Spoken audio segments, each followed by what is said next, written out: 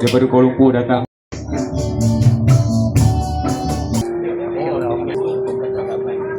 Macam ni boleh masuk. Tak lama lagi minta buka tu Dr. Lim Swee. Assalamualaikum.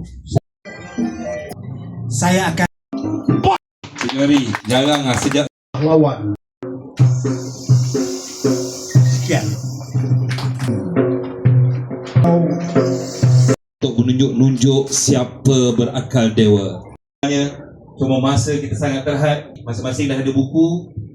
Tidak lain tak bukan daripada buku. Kata saya